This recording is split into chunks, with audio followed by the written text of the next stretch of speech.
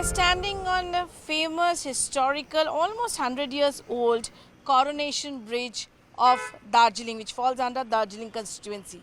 Darjeeling constituency is such a constituency where all eyes are there in Darjeeling always because of the beauty, because of the different type of politics. Here over the Tista River, this is Coronation Bridge, and we have with us today's in Meet the Neta, Raju Bista, the person who actually fought before the election, after the election, and he was the MP who was always, locals say, who was always seen with the people out in Darjeeling.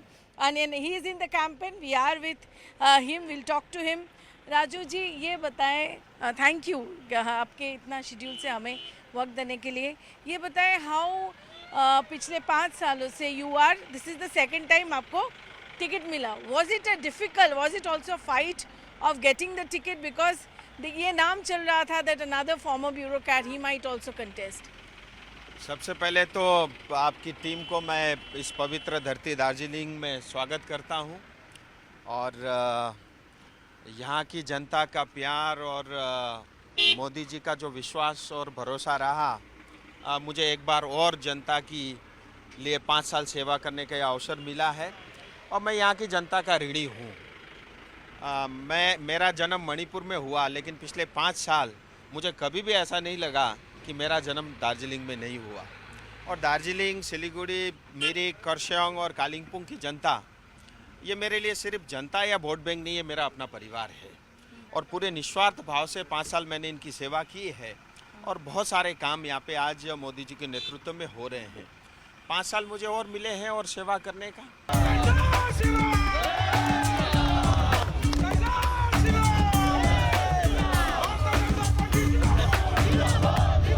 Ticket मिलने पे थोड़ा tension था. जहाँ तक आपने ticket की tension की बात कही, हमारे भारतीय जनता पार्टी की ये परंपरा, ये पद्धति है. यहाँ हम अपने लिए कुछ नहीं तय करते, हमारे नेता हमारे लिए तय करते हैं. और नेता को जो सही लगता है, जो जनता की आवाज़ होती है, जो संगठन को सही लगता है, टिकट उन्हीं को मिलता है. और मैं बहुत पुराना पॉलिटिशियन नहीं हूँ, मुझे सिर्फ 5 साल हुए हैं. और मेरा हमेशा से बचपन से ये रहा है कि मैं लोगों के बीच में रह करके लोगों की सेवा करूँ. मतलब मैं नेता बनने से उससे पहले 1000 गांव में बच्चों को पढ़ाने का काम करता था. यानी रोज़ 30,000 बच्चे हमारे ट्यूशन में आकर के पढ़ाई लेते थे, और पूरा नॉर्थ ईस्ट, नॉर्थ बंगाल के इलाके में सब काम फैला हुआ था, जो आज भी चल रहा है. वो मैं उसको पॉलिटिक्स का हिस्सा नहीं मानता. सो ये था, और जो है पार्टी को उचित लगा, उन्होंने मुझे फिर एक बार मौका दिया, और मैं आभारी हूँ प्रधानमंत्री जी का, नड्डा जी का, गृह मंत्री अमित शाह जी का, जिनको सबसे ज़्यादा जानकारी जो है दार्जिलिंग के बारे में है. मुझे लगता है ये भारतीय जनता पार्टी एक ऐसी पार्टी है जो परिवारवाद पे विश्वास नहीं करती. जो भी इलेक्टेड मेंबर, एमपी हो, एमएलए हो, अच्छा काम करता है, लोगों को बीच में रहता है, उसको मौका मिलता है. मुझे लगता है इसमें इतनी कोई बड़ी दिक्कत नहीं है. लेकिन बहुत सारे लोगों की इच्छा होती है चुनाव लड़ने की, होनी भी चाहिए, और ये डेमोक्रेसी में सबको ये अलाउड भी है. और मुझे लगता है उसमें कोई बुराई नहीं है. लेकिन फिर अल्टीमेटली पार्टी डिसाइड करती है किसको चुनाव लड़ना है. There's another question which comes up definitely, that 5 years you have given to the people, you are saying. After 5 years, 5 साल बाद क्यों आपको फिर से वोट देगा लोग यहाँ पे? बहुत कारण है. और आप ये सवाल जो है आप जनता से पूछ सकते हैं. और जनता, मैंने पहली बार ऐसा देखा, मैंने कभी महसूस नहीं किया था. और बहुत कम जगह पे ऐसा होता है कि मुझे स्टैंडिंग जो एमपी है वही चाहिए, सिटिंग एमपी है वही चाहिए. ऐसा यानी पब्लिक का इतना जो है डिमांड था, मुझे देख के बड़ा आनंद आया. उसके कई कारण हैं. देखिए, दार्जिलिंग के कुछ राजनीतिक मुद्दे हैं, और डेवलपमेंट रिलेटेड बहुत सारे इश्यूज हैं. जहाँ तक राजनीतिक मुद्दे हैं, उसमें गोरखाओं को 11 लेफ्ट आउट कम्युनिटी, उनको ट्राइबल स्टेटस में डालना है. दूसरा, यहाँ का हमने प्रॉमिस किया अपने संकल्प पत्र में, हम दार्जिलिंग तराई डूअर्स के लिए एक जो है परमानेंट पॉलिटिकल सॉल्यूशन, यानी एक समाधान करेंगे जो भारत के संविधान के अंतर्गत होगा. और मैं ऐसा मानता हूँ, उस दिशा में हम तेज़ी के साथ आगे बढ़ रहे हैं. और भारत का संविधान एक ऐसा संविधान है जिसमें जम्मू कश्मीर से लेकर कन्याकुमारी और कोहिमा से लेकर कच्छ तक के हर एक समस्याओं के समाधान उसमें हैं. और यहाँ की जनता का पूरा विश्वास है, जिस तरह से मोदी जी के नेतृत्व में असंभव काम संभव हुए, उनको लगता है कि ये काम भी संभव होगा। ये मोदी जी के ऊपर विश्वास और भरोसा है। दूसरा, जहाँ तक डेवलपमेंट की बात करें, पश्चिम बंगाल सरकार ने हमेशा इस क्षेत्र को लूटा है, हमारी रिसोर्सेस को लूटा है और हमसे 100 रुपये लिया, बदले में हमको 10 रुपये दिया, उसमें भी 5 रुपये भ्रष्टाचार के भेंट चढ़ा है। और जनता कभी भी जो है पश्चिम बंगाल की कोई भी सरकार हो उसको पसंद नहीं करती, क्योंकि वो पश्चिम बंगाल सरकार में जो भी सत्ता में आता है उनकी एक मानसिकता है। उनको लगता है दार्जिलिंग हमारा है, लेकिन दार्जिलिंग की जनता हमारी नहीं है। वो इतना विश्वासघात और इतना धोखा और इतना हमारे साथ जो छलावा करती है, ये एक लोगों के मन में बहुत आक्रोश है। और डेवलपमेंट के काम नहीं हुए, लेकिन पिछले 5 साल में मोदी जी के नेतृत्व में हुए। मैं गिनती करने लग जाऊंगा, आप थक जाओगी। सिलीगुड़ी में इतनी ट्रैफिक की समस्या रहती थी, आज जिस रोड से आए, यानी बालासन नदी से लेकर के सेवक तक 14 किलोमीटर का 4 लेन का एलिवेटेड रोड बन रहा है 1000 करोड़ में। जिस कोरोनेशन ब्रिज में हम खड़े हैं, ये टूटने की कगार पे है और कईयों साल से, दशकों से ये डिमांड रही है, इसका एक अल्टरनेटिव ब्रिज बनना चाहिए। मोदी जी के नेतृत्व में 1100 करोड़ रुपए सैंक्शन हो गए हैं और रेल ब्रिज के बराबर में जो है, वो जो रेल ब्रिज है उसके बराबर में नया कोरोनेशन ब्रिज बनेगा और इसके कारण करीब जो है 8-10 किलोमीटर की जो सड़कें अभी घूमनी पड़ती उसकी बचत होगी, पेट्रोल की बचत होगी, समय की बचत होगी। सिलीगुड़ी शहर बहुत तेज़ी के साथ बढ़ रहा है, ट्रैफिक की बड़ी समस्या है। सिलीगुड़ी के चारों तरफ 180 किलोमीटर का रिंग रोड बन रहा है। आप ओदलापुर मतलब ओदलाबारी यानी डूअर से लेकर के और जो है ये जहाँ कोरोनेशन सेवक होते हुए और उसके बाद जो है सुकना, पानी घाटा, नक्सलबाड़ी, पानी टैंकी और घोषपुकुर होते हुए बागडोगरा के पीछे से, यानी 180 किलोमीटर का 4000 करोड़ का जो है रिंग रोड बन रहा है। फुलबारी से सिलीगुड़ी 750 करोड़ रुपए की रोड बन रही है। और सिर्फ पीने के पानी के लिए मोदी जी ने दार्जिलिंग कालिम्पोंग जिला को 3500 करोड़ रुपए दिए। सिलीगुड़ी जो कॉरपोरेशन है वहाँ पे 750 करोड़ रुपए पीने की पानी के लिए, सीवरेज ड्रेनेज के लिए मिला। हम कालिम्पोंग जा रहे हैं, कालिम्पोंग टाउन को 200 करोड़ रुपए का अमृत स्कीम का अंतर्गत पैसा मिला। मिरिक को 200 करोड़ रुपए मिला। दार्जिलिंग को 200 जो है 16 करोड़ रुपए मिला। और इतना ही नहीं, बागडोगरा एयरपोर्ट आप जानते हैं कितना ट्रैफिक रहता है, हाईएस्ट जो है ग्रोइंग एयरपोर्ट में से एक है और रोज़ जो है 35-36 फ्लाइट आती है और उड़ती है।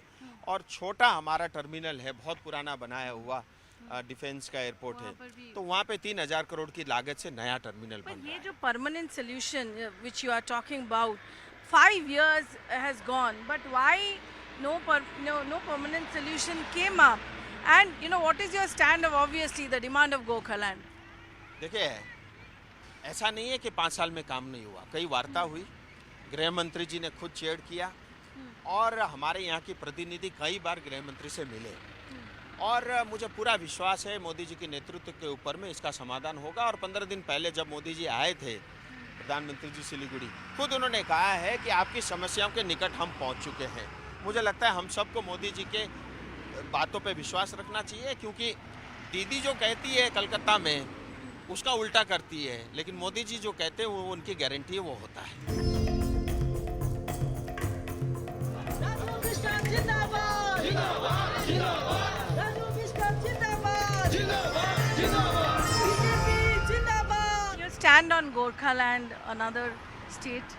देखिए, मेरा ये मानना है, आप किसी को इतनी पीड़ा दोगे, किसी की इतनी बेइज्जती करोगे और जो है वो हमेशा से जो है पिछले 100 साल से जो है आप उसको दबा के रखोगे, तो स्वाभाविक रूप से उसकी जो एस्पिरेशन है वो उठेगी। और हमारा ये मानना है कि, और मैं स्वयं गोरखा कम्युनिटी से आता हूँ, आप देखना, आप कलकत्ता जाओगे तो हमको पूछते हैं तुम नेपाल से हो क्या? मतलब जो बंगला बोलता है वो सारा तो बांग्लादेशी नहीं होता, वो भारतीय ही है। और इस नेपाली बोलता है, इसका मतलब 8वीं अनुसूची में नेपाली भाषा मान्यता प्राप्त है भारत में, लेकिन फिर हम नेपाल के कैसे हो गए? क्योंकि हमारा ओपन बॉर्डर है नेपाल के साथ, नेपाल के साथ हमारी संधि है और वो अच्छा है। नेपाल भारत की वो एक अपनी मित्रता है, वो एक पड़ोसी हमारा अच्छा मित्र है, वो होना चाहिए, उसमें हमें कोई आपत्ति नहीं है। लेकिन ओपन बॉर्डर है, इसलिए आप हमारे ऊपर ये आरोप लगाओगे कि तुम विदेशी हो, इसको तो हम बर्दाश्त नहीं कर सकते और ये हमारा अधिकार भी है। परिचय संकट ये बहुत बड़ी समस्या है दार्जिलिंग की जनता के लिए और इसका समाधान होना है। और इसका समाधान हमने स्पष्ट रूप से संकल्प पत्र में वादा किया है, हम स्थायी समाधान करेंगे। आप निश्चिंत रहिए, ये 2024 से 2029 का समय बहुत ही क्रूशियल है और हमारे लिए ये भारतीय जनता पार्टी ये लास्ट बस है, इसीलिए हमारी जनता उस बस में सवारी करना चाहती है। Another question is Bimal Gurung.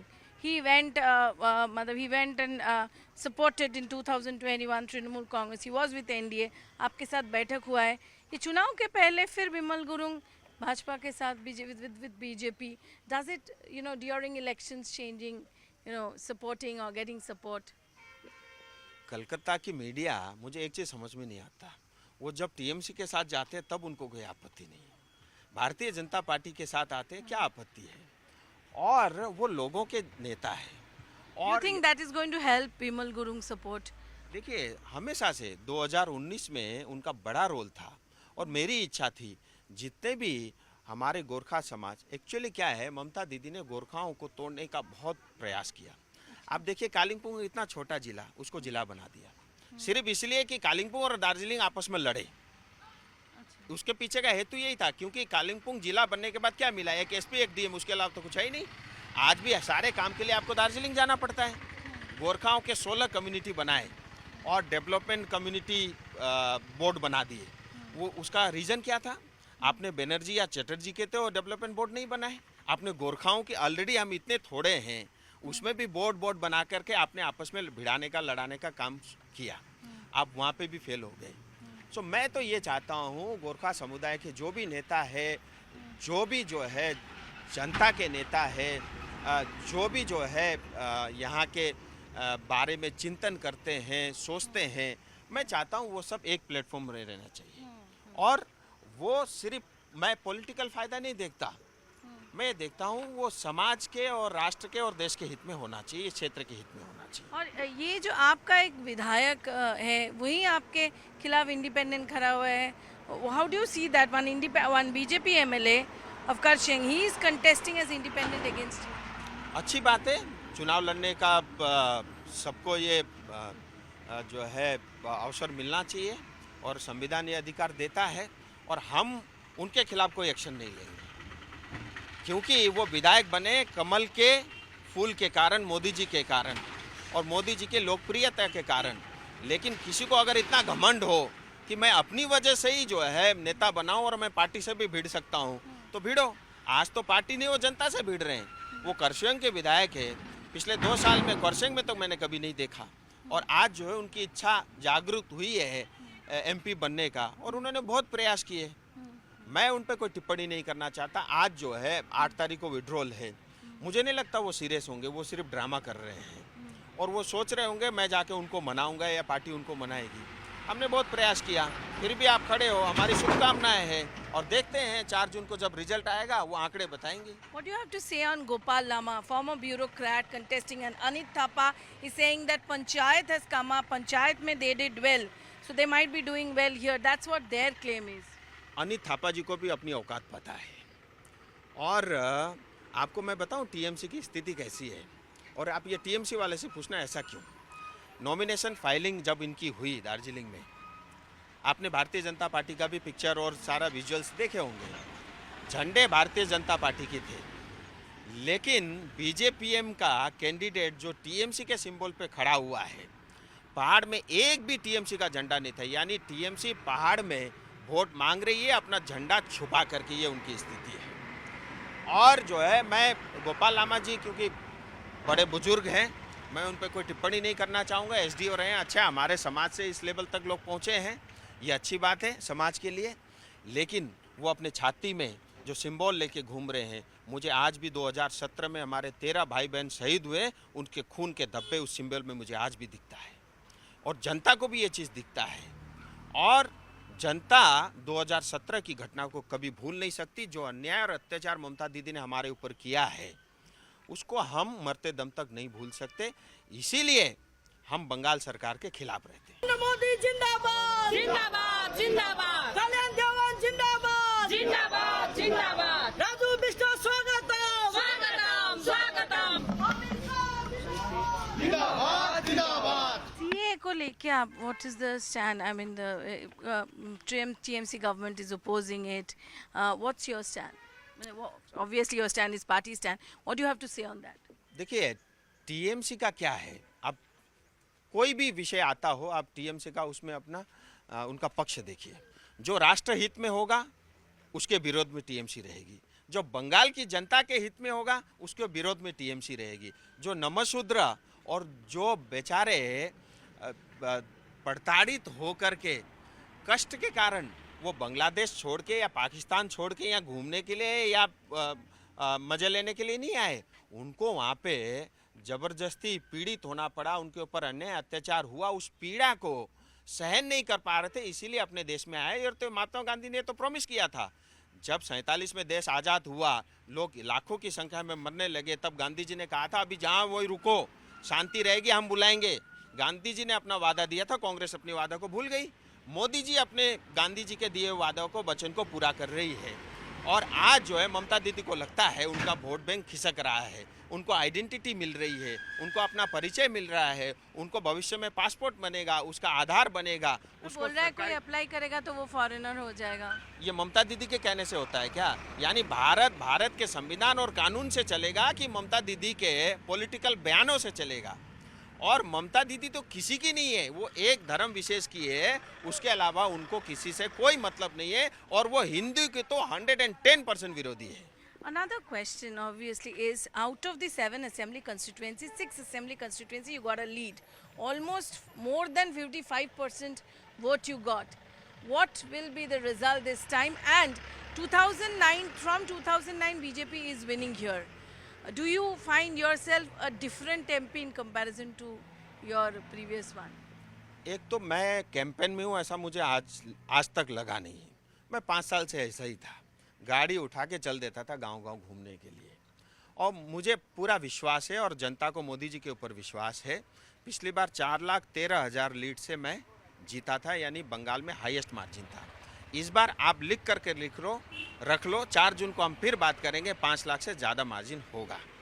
This was a confident Raju Bista who is saying that this time he is going to win more than 4 lakhs vote. And one important point is stressed that he believes that after this election, like Modi government has done, the other things which is there in the manifesto, permanent solution of Darjeeling was there in the manifesto, and Modi's government, Modi's guarantee, they will keep up to their promise. This is Kamalika Sengupta with Anshuman Roy reporting for CNN News 18 from Darjeeling.